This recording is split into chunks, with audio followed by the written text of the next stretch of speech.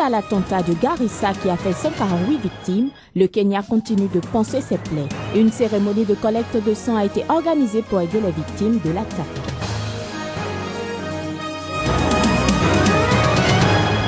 De vives tensions au Burkina autour du vote d'un projet de loi sur le code électoral, une loi antidémocratique pour les uns et opportune pour les autres.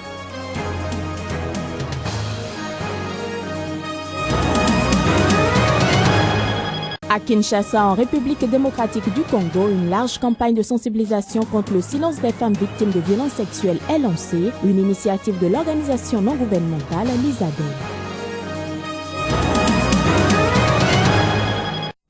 C'était là les principaux titres de ce journal. Madame, Monsieur, bonjour.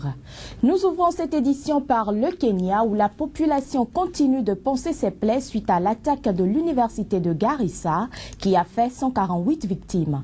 Une cérémonie de collecte de sang a été organisée pour aider les victimes de l'attaque. Des gens de divers horizons ont participé à la cérémonie et l'ont placée sous le signe de réponse aux terroristes. Voici un extrait de leurs propos au cours de la cérémonie.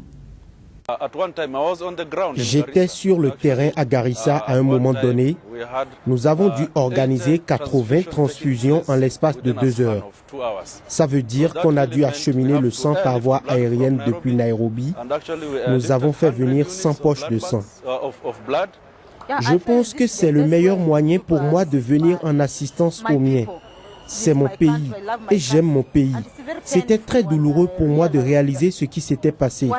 J'étais très triste, j'étais ému et je me suis dit, la seule manière pour moi d'apporter mon aide, c'est de donner mon sang pour sauver des vies. Quelle que soit la race, la religion ou la foi, une vie est une vie. Sauver une vie est quelque chose d'universel.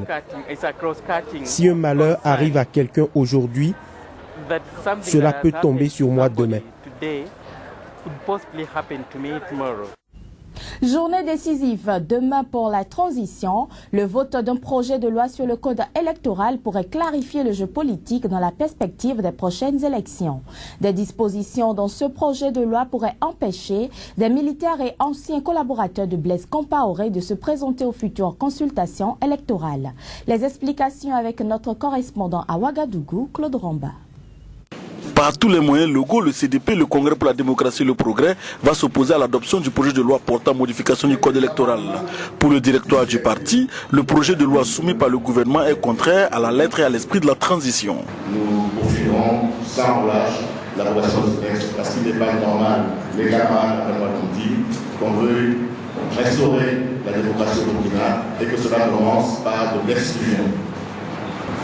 Tous les textes de la transition parlent de l'inclusion. Toutes les déclarations qui sont faites par les autorités de transition parlent de l'inclusion. C'est ce qu'on nous répète à loisir dans les rencontres du gouvernement de suivi et d'accompagnement.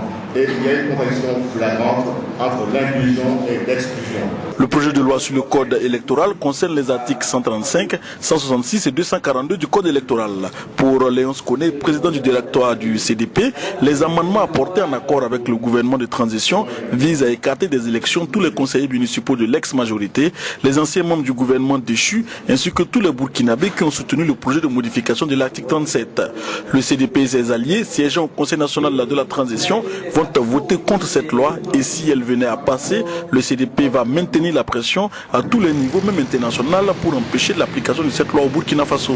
Rappelons que le texte de loi portant modification des articles 135, 165 et 242 sera soumis le 7 avril à l'appréciation des membres du Conseil national de la transition qui devront trancher dans le vif. 6 mois après la chute du président Compaoré, le Burkina retient son souffle pour une journée qui s'annonce délicate. Restons au Burkina où les autorités veulent poursuivre les ravisseurs de l'otage roumain au Niger et au Mali, les deux pays frontaliers du nord du Burkina Faso où il a été kidnappé samedi. Des habitants du village où se trouve la mine, lieu de travail de la victime, expriment ici leurs inquiétudes au micro de nos confrères de l'AFP. Vraiment, quand ils ont fait l'enlèvement, nous, ça nous a trop choqués, puisqu'on ne s'attendait pas à des cas comme ça. On ne s'attendait pas du tout. Situations comme ça qui viennent nous arriver brusquement, alors que ça ne nous a jamais arrivé. Toute la ville même a eu peur, c'est pas moi seulement. On a eu beaucoup peur pour nous-mêmes Et non, même pas pour la mine, même pour nous-mêmes, on a eu peur. Puisque c'est une première fois qu'on a vraiment peur de ces gens-là. Enlevé à Tombouctou le 25 novembre 2011, l'otage néerlandais a été libéré. C'était lors d'une action militaire conduite par les forces spéciales de l'armée française. François Hollande a affirmé lundi que l'intéressé est en lieu sûr. Reportage. L'opération qui s'est déroulée près de Tessalit, dans l'extrême nord-est du Mali, s'est soldée par des morts parmi les djihadistes, à en croire le président de la République. L'assaut a été porté par les forces spéciales françaises contre un groupe terroriste. Le Néerlandais, alors otage, était retenu depuis novembre 2011. Oui, il y a eu des morts et d'autres qui ont été faits prisonniers. Ça a été pour nous, pour nos forces, une surprise de pouvoir libérer cet otage, car nous n'avions pas d'informations sur la présence de cet otage. Mais en ayant eu connaissance de l'existence de ce groupe terroriste, d'avoir pu lui porter une attaque tout en préservant la vie de l'otage, c'est vraiment une très belle satisfaction pour nos forces. Le président de la République a martelé que la lutte contre le terrorisme au Mali n'était pas terminée. L'ambassade néerlandaise à Bamako a exprimé dans un communiqué sa profonde reconnaissance à la France et remercié le président malien Ibrahim Boubacar Keïta pour son engagement personnel sur ce dossier et la bonne coopération des structures de l'État malien. En outre, le ministre néerlandais des Affaires étrangères a indiqué que l'ancien otage, un conducteur de train en vacances au Mali, recevait des soins et était entouré par des soldats néerlandais et du personnel de l'ambassade. Depuis un an, 500 militaires néerlandais participent à la stabilisation et à la sécurité du Mali dans le cadre de la force onusienne MINUSMA. Direction la République démocratique du Congo, Kinshasa, la capitale, abrite pour 2 mois la campagne de sensibilisation contre le silence des femmes victimes de violences sexuelles. Initiée par la LISADEL, la Ligue de la zone Afrique pour la défense des droits des enfants, étudiants et élèves, cette campagne a pour but de pousser la femme quinoise à briser le tabou en dénonçant les auteurs de ces violences. Les auteurs d'infractions de violences sexuelles en République démocratique du Congo encourent une peine de 7 à 20 ans de servitude pénale selon la loi. Mais malheureusement, cette disposition semble inconnue des populations de Kinshasa car le sujet reste un tabou dans le pays. Raison pour laquelle la LISADEL, une ONG de lutte contre les violences sexuelles, a initié une campagne de sensibilisation dans tout le pays à travers les panneaux publicitaires disposés sur les grandes artères et devant les écoles du pays. Cette campagne vise à sensibiliser surtout les mineurs à briser le silence en dénonçant haut et fort devant la justice les auteurs de ces faits. En guise d'appui aux victimes, cette ONG met à disposition un avocat conseil pour l'assistance devant les tribunaux et un centre de rééducation. Car selon les données judiciaires du pays, la violence sexuelle a pris l'ampleur d'une épidémie à Kinshasa ces 5 dernières années. C'est une campagne que nous sommes en train de faire à travers plusieurs écoles de la République pour sensibiliser les enfants en ce qui concerne les violences sexuelles. Pourquoi nous avons choisi ces moments? Nous constatons que ces moments est le moment propice parce qu'il y a une recrudescence au moment où nous parlons. Parce que quand vous passez vérifier devant les cours et tribunaux, dans les parquets, vous trouverez sur les infractions dont les personnes sont traduites en justice, en majorité ce sont les infractions des viols. Cette campagne de sensibilisation est très bien accueillie par la population de Kinshasa, où les filles sont souvent victimes sans défense. Il urge de décourager les auteurs de ces crimes, payent pour beaucoup la peine de 20 ans de prison pour les violences sexuelles et excessives. La question est bonne aussi, mais c'est une question aussi de réflexion. Vu qu'un papa plus âgé ne peut pas faire ça, vu que le ministère public que vous êtes en train de dire a mis cette date, je suis d'accord, mais je suis contre parce que 20 ans c'est trop, plus ou moins une moitié d'année ce serait mieux. Mais pour une pénalité, 10 ans c'est mieux pour qu'ils réfléchissent, qu'ils reviennent étant qu'humains. Signalant qu'en République démocratique du Congo, tout rapport sexuel non consenti par l'un des conjoints est considéré comme violence sexuelle.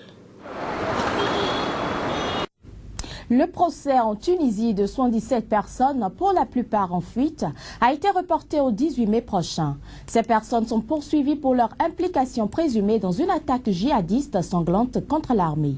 C'est l'avocat de la défense qui a demandé que le procès soit reporté afin de mieux se préparer. Les détails. Le procès des 77 personnes suspectées d'être impliquées dans une attaque djihadiste contre l'armée en Tunisie n'aura pas lieu ce 6 avril. L'audience a été reportée au 18 mai prochain sur demande de la défense. Elle a réclamé plus de temps pour mieux se préparer. Les accusés, dont la plupart sont toujours en cavale, sont jugés sur la base de la législation antiterroriste et du code pénal.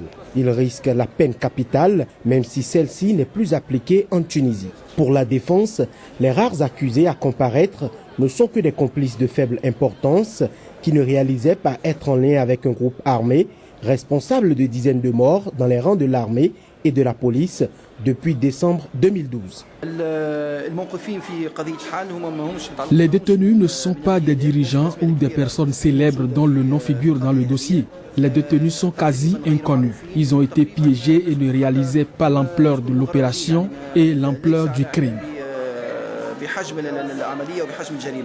Précisons que sur les 77 personnes qui seront jugées, seulement 6 sont en détention. 70 autres, dont une cinquantaine d'Algériens, sont jugés par contumace, tandis qu'une comparaît libre. Les accusés sont tous poursuivis pour leur rôle dans une embuscade qui a eu lieu le 29 juillet 2013. Elle avait coûté la vie à 8 militaires dans le centre-ouest de la Tunisie. Rappelons que la Tunisie fait face depuis la révolution de janvier 2011 à l'essor d'une mouvance djihadiste armée qui a fait des dizaines de morts dans les rangs des forces de l'ordre.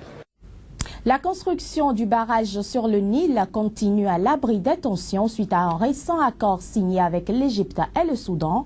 Le barrage Renaissance de l'Éthiopie entame sa 4e année de construction et pourrait être inauguré en 2017. Un barrage controversé sur le Nil bleu, le plus grand d'Afrique, sera en 2017 inauguré par l'Éthiopie. Remède des insuffisances énergétiques qui entravent aujourd'hui le développement du pays, la capacité du barrage est estimée à 6000 MW. Ce barrage va réguler le cours. Ce faisant, il n'y aura pas d'inondation après l'achèvement de ce projet. Vous savez que Khartoum est inondé tous les ans durant la saison des pluies. Et avec ce barrage, cela n'arrivera plus. Le président égyptien Abdel Fattah al-Sisi a profité de sa visite officielle, la toute première d'un président égyptien en Éthiopie depuis 30 ans, pour tirer au clair certaines questions d'ordre diplomatique. Le barrage sur le Nil bleu en est un point saillant. Les deux pays ont donc voulu mettre un terme aux tensions qui entourent la construction du barrage. C'est ainsi que lundi à Khartoum, avec le Soudan, un accord de principe a été signé sur la construction par l'Éthiopie du barrage. Certains des termes peuvent être incompris, mais quand on parle de remplissage progressif, cela signifie que dès le début du projet, les pays en aval vont bénéficier et qu'il sera construit de manière responsable. La condition impose que cela ne réduise en rien l'approvisionnement en eau le long du fleuve. Les pays en aval ne perdront aucune eau. Nous avons toutes les informations en main concernant l'Éthiopie et les autres pays. Nous connaissons l'hydrologie. Le Caire a insisté sur ses droits historiques sur le Nil, garantis par 2 traités datant de 1929 et de 1959. Il lui accorde ainsi qu'au Soudan des droits sur 87% du débit du Nil. Voilà qui met un thème à cette édition. Madame, Monsieur, merci de nous avoir suivis. À bientôt.